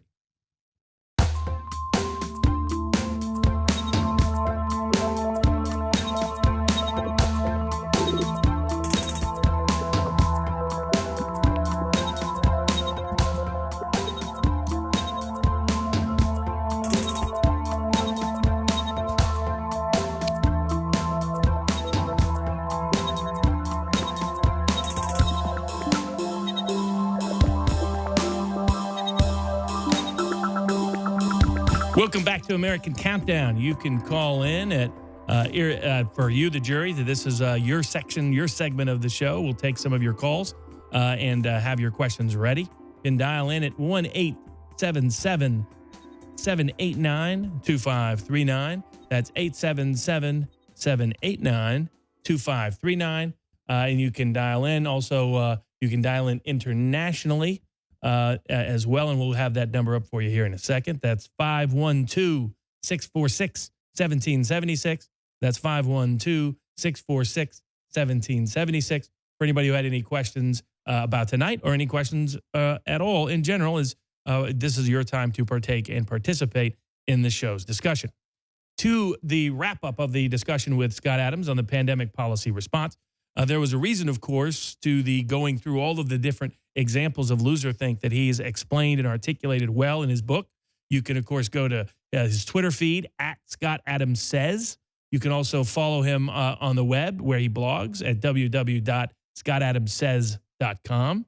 You can get his books, which are just fantastic. Well, you don't have to agree with every idea, every concept, but really quite brilliant little key cards, sort of cue cards, sort of keys, sort of heuristics to understanding debate, understanding discussion, understanding the world, understanding your own mindset, mentality, understanding your own personal approach. It's good sort of personal self-enrichment and self-education at the same time, and being able to interact and engage with the world in a more meaningful manner, in a more effective and impactful manner.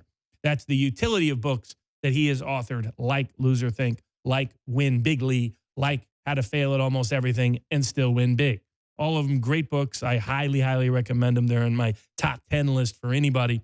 One of the great predictors and forecasters of modern American life. You can follow him on Periscope, where usually, or on YouTube. Scott Adams Says on YouTube.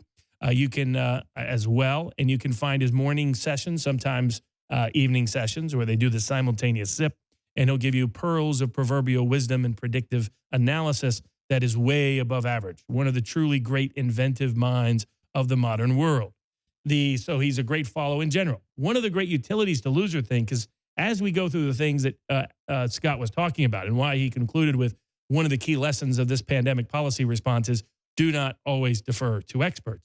It is, first, don't trust models that have complex information about novel issues that try to predict long-term in the future. That is precisely what the Imperial College folks did. That is precisely what the University of Washington, Bill Gates-backed IMHE did. And those models, of course, turned out to be notoriously inaccurate, even as to the near short term, not just to the long-term future predictive power, which appears increasingly inaccurate and incorrect. In the same capacity, don't rely on people using straight line thinking. That's saying that because, say, a virus has grown endlessly exponentially, that means straight line thinking is it'll just keep going in a straight line. Well, it turned out, of course, that was completely inaccurate. That was completely untrue.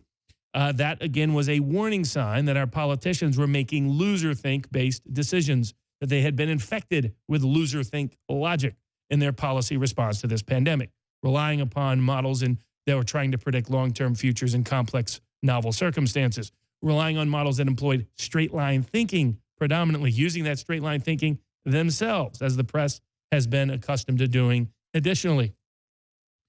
Only trust those policies by politicians and public officials that do a full, meaningful cost-benefits assessment with comparative alternatives. Not the ideal versus the real, but the real versus the real. What are the two alternatives? What are the cost of both? What are the benefits of both?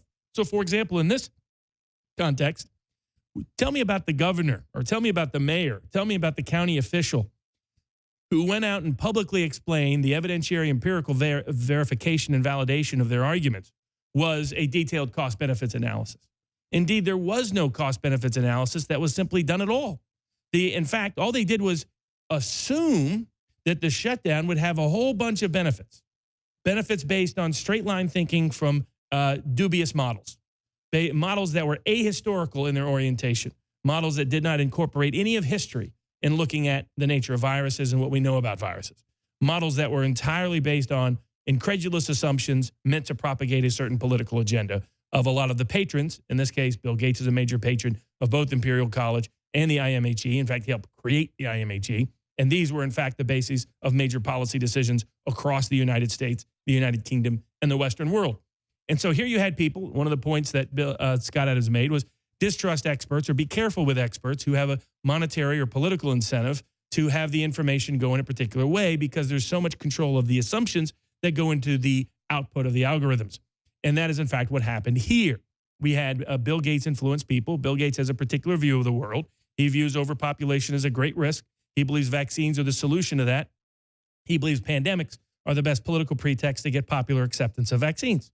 And so consequently, he wanted his institutions, logically, it's a fair interpretation, that his incentive, that his interest would be aligned with them putting out a apocalyptic forecast, an apocalyptic prediction.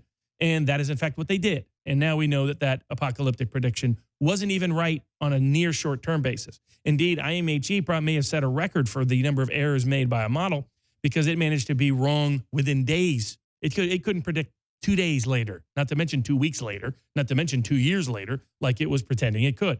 So you had models using straight-line thinking that failed to look at the actual cost benefits across the board. They just forecast a bunch of benefits they didn't have an empirical evidentiary basis for, while at the same time did not look at what's the benefits of an alternative procedure, like, for example, during the Spanish flu, like, for example, during the Asian flu, like, for example, during the Hong Kong flu, like, for example, during SARS, where all we did was employ reasonable restrictions.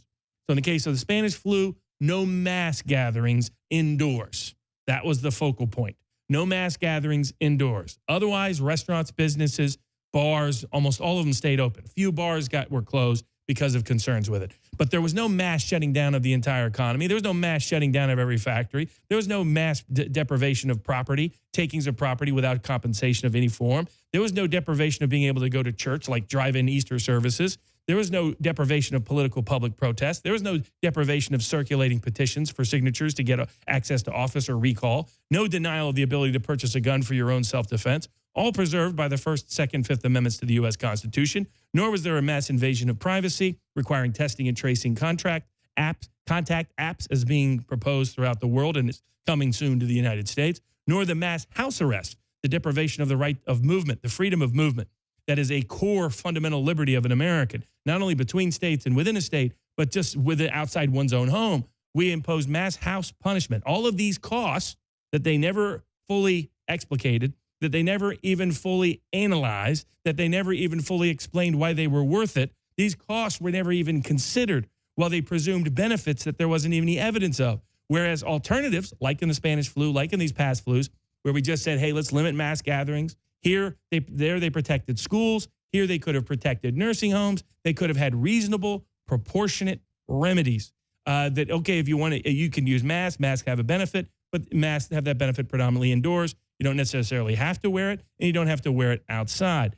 All of these things could have been imposed or proposed, got popular acceptance sufficient to reduce and to contain the contagion of the virus without imposing these massive costs that we did with the shutdown, that we did by not allowing people to go to the park, people go to the beach, people take a jog outside. So the proportionate costs were never looked at. The benefits of an alternative were never looked at. And the benefits of this were just presumed rather than had an evidentiary empirical basis. So we had models, straight line thinking, bad cost benefit analysis, failure to look meaningfully at comparative alternatives, certainty in a time of complexity, a surefire sign that these public health officials and politicians did not actually know what they were doing. The more certain they were meant the more uncertain they should have been or likely in fact were. So they were making certain declarations that these would have certain benefits and would not have certain costs, when it turned out the only thing that was certain was the cost rather than the benefits. But that mere assertion of certainty about a matter of such complexity and novelty was itself a surefire sign that our politicians and the policy response to this pandemic was more panic than plague. In the same context, as we go through and we look at sort of the group think and the herd think, the lack of iconoclastic opinions, the lack of respect for conflicting and diverse and different opinions. Anybody who had a different opinion gets attacked, gets onslaughts. The media attacks them. The professional class attacks them. The public health officials attack them. You know, you have a few states that refuse to do a shutdown, all attacked. Any state that does reopen, attacked. Any state that delayed a shutdown, attacked. Any government or country around the world that chooses to go a different path, like Sweden, attacked. So why all those attacks? Because they wanted conformist thought, because they lacked confidence in the truth of their actions. They lacked confidence in the wisdom of their actions. That's why and how we got to where we are at. It was loser think on steroids. It was loser think infected into the veins of our public policy decision-making biological process, if you will. That's what happened. And it had all of the surefire signs of the highest warnings and risks of loser think were reflected in these decision-making approach. So we thank Scott Adams, brilliant mind, inventive mind, creative mind, wise mind, a useful person to follow, a useful person to pay attention to, a useful person to get pearls of wisdom from on a daily basis on his periscopes or social media or blogs or books. So and all of that was great wisdom. If you'd read Loser Think, you could have used that as the filter to understand what politicians and policymakers were doing and understand they were making one big fat mistake. And that is, in fact, what they did in the policy response to this. And while the fog of war may morally exculpate them from responsibility or accountability, it does not justify the fact that they so easily and so evidently used loser think to get to their decisions in the first place. And that's why it's good to use loser think as a filter and a frame to understand people's decisions. And then you can spot early bad decision making that was taking place as the policy response to the pandemic was the ultimate form of loser think. Let's go to your questions that you have been generous enough to call in and ask about. Let's go to Craig in Washington. Hey, How are you doing? I enjoy your mind, so it's a pleasure just listening to you think. It's very nice. So I was hoping to talk. I always bring in the Federal Reserve about how I think they've really kind of how they've screwed this whole policy up with their easy money. Hello? Yes. They're absolutely. Oh, okay. I think, in fact, probably the biggest thing that has been overlooked in the pandemic policy response has been the central banks. That outside of people like George Gammon, who've been on our show, people in that particular economic world, outside of that world, there have been too little and too few people looking at what the Fed is doing, looking at how the Fed, like, for example, most people believe when I talk about trillions of dollars being spent in the last 6 weeks, and understand that our economy on average produces about $2 trillion on a monthly basis, the entire GDP. All right. We have spent about 3 times that between the stimulus and the Fed in the last 6 weeks. So the amount of money that is going out there is massive. And it is extraordinary. They are shifting power, I mean, why is it, as the doctors in Bakersfield and other people pointed out, why is it that Walmart can sell you something, but your local small, locally owned store cannot? Why is it that Costco can sell you something, but your locally owned store cannot? Why is it Target can sell you something, but your locally owned store cannot? How does that make any sense at all? Indeed, the more stores that were open, the less crowded any store would be. So if your goal and objective was, we think social distancing works, by the way, there's studies that question the scope and scale of how that works, but let's just go with that assumption that social distancing works. Well, wouldn't you want policies in place that encourage and maximize the amount of social distancing?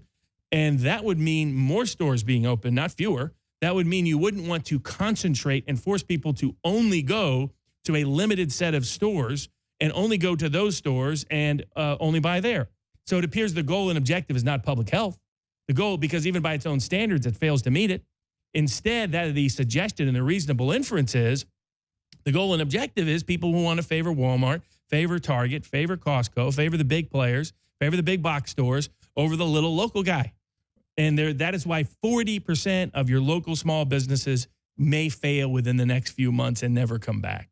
So the Fed is instituting policies that bail out big banks, that bail out big institutions, while our local politicians and county politicians and state politicians favor the big box operators that are also favored by Wall Street and the Fed against the little guy. The little guy is getting sunk.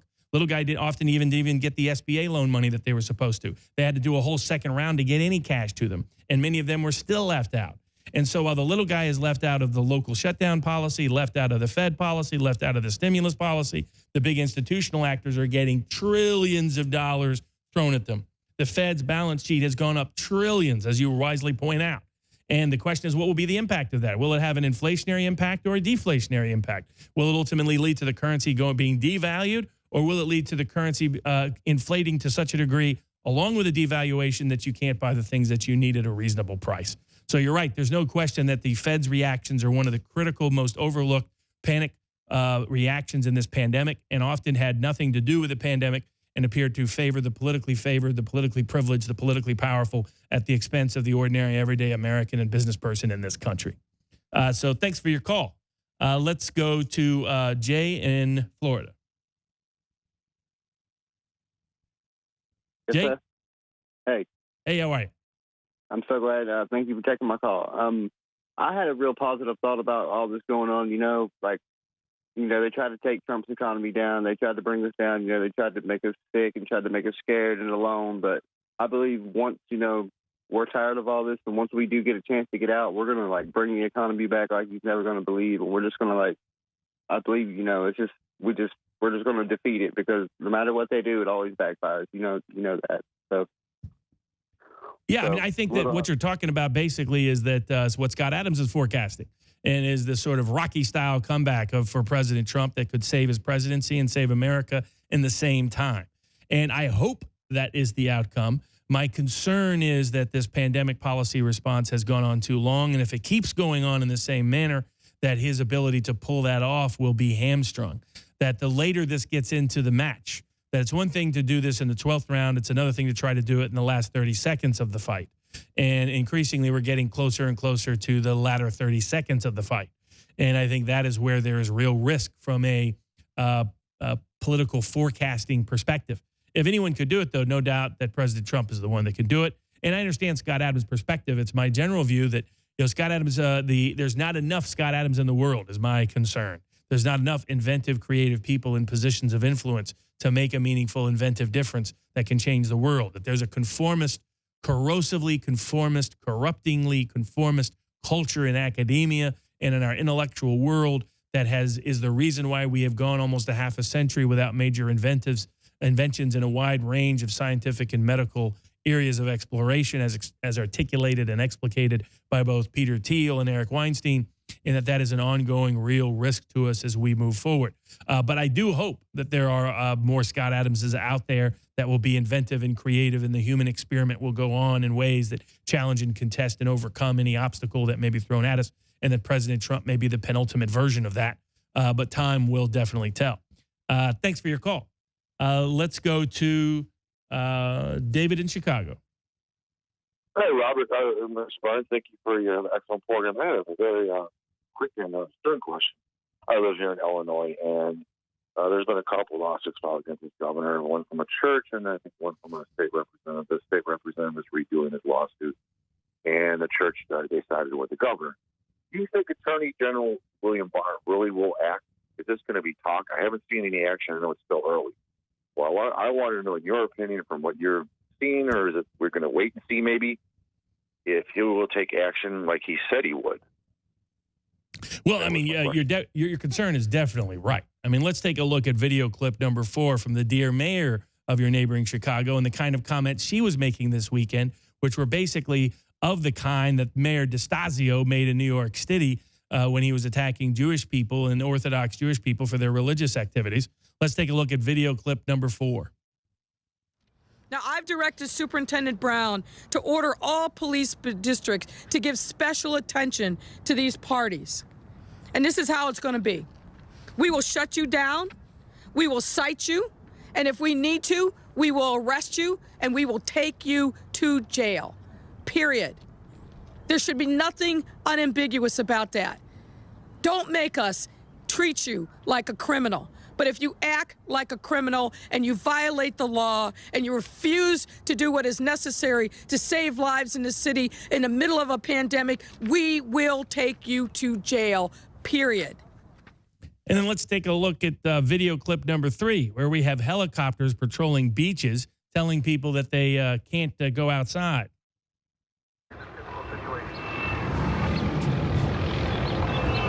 Attention on the beaches and boardwalks. All city and state beaches have been ordered closed by the state. Please remain clear of the beaches and boardwalks until further notice. We apologize for the inconvenience and thank you for your cooperation during this difficult situation.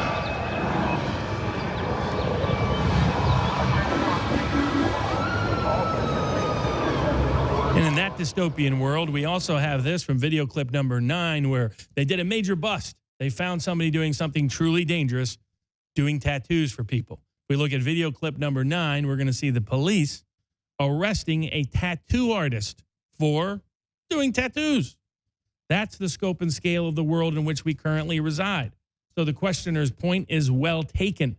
There is no doubt that, in fact, if Attorney General Barr is serious, that things like this should not be happening in America. Things like the mayor of Chicago's statement should not be happening in America. Things like helicopters and drones going over people on the open air beaches of Southern California should not be happening in America. It's people like Governor Newsom in California who should be under investigation. It's people like the mayor of Chicago who should be under civil rights investigation. It should be people like the mayor DeStasio who should be under investigation. Just like it's people like Peter Strzok and Lisa Page and the people who corruptly did the investigation and wrongful prosecution of General Flynn who should be under investigation. And Attorney General Barr has been making many big promises. He's talked a big game. He talked a big game about how he's going to go after big tech for their monopolistic practices in abusing speech rights and manipulating elections and interfering with everyday commercial activities in ways that disproportionately and disparately favor them in violation of the Sherman Act and the antitrust and pro-competition provisions of our federal law.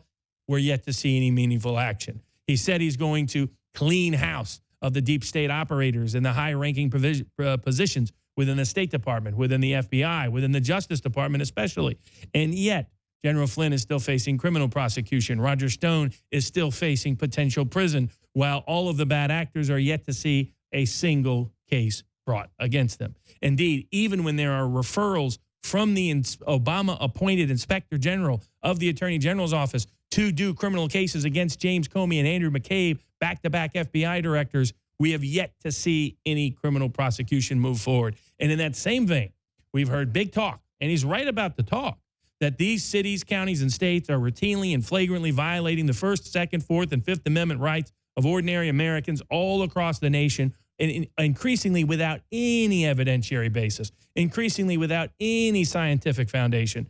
And yet, he has yet to take actual action. Even we're seeing tattoo artists arrested, raids on people for doing people's hair in their houses, cops showing up because a mother let her kid play at her friend's house next door, police arresting a mother for taking her son to swing at the swings of the park, swimmers getting arrested, surfers getting arrested, paddleboarders getting arrested, people getting arrested for walking on the beach, threats with helicopters in the air, threats with drones in the air, threats by mayors on the ground, on social media and in front of the camera. And yet to date, we're yet to see one serious, significant, substantial action by the Attorney General of the United States. There are those who believe the Attorney General talks a big game to deter the president from taking action himself. Increasingly, the president's going to have to bring more political and public pressure on Attorney General Barr to see more action. On the few times that the president has done so, Attorney General Barr has whined and complained about it. So if we're serious about real civil rights in America, if we're serious about real constitutional protections in America, if the Department of Justice is actually about justice, then yes, it is long overdue that Attorney General Barr start taking real action. There's no question that he sits at the fulcrum. He sits at a key turning point in the future of the credibility of the integrity of the Justice Department and our justice system, and its actual independence and integrity in upholding constitutional liberty. The president has done all that he can. Now it's time for Attorney General Barr to live up to his name, to live up to his words, to live up to his promises. And all he has to do is enforce the words and the language it was already written in the Constitution of the United States of America and the Bill of Rights of the United States of America to make it real again in the United States of America.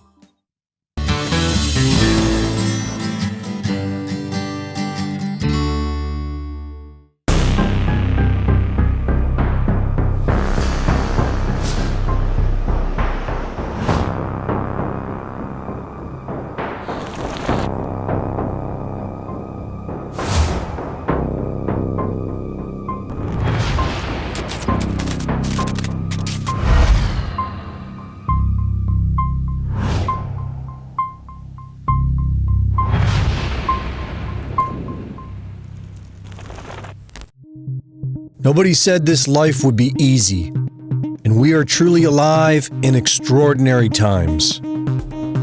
If someday in the future we are ever asked, "What did you do during this time?"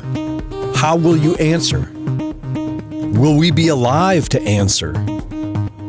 For years, I thought we needed to wake others up in order to stop what's coming, and that may be true. But perhaps the reason we are alive and awake is so that we can prepare for it, so that we have time to survive it, and so that we have the time and energy to help others survive it. Buy storable foods, gravity-fed water filters, pure iodine, and other supplies at InfoWarsStore.com. The time to prepare is now. Be prepared. The future depends on it. InfoWarsStore.com.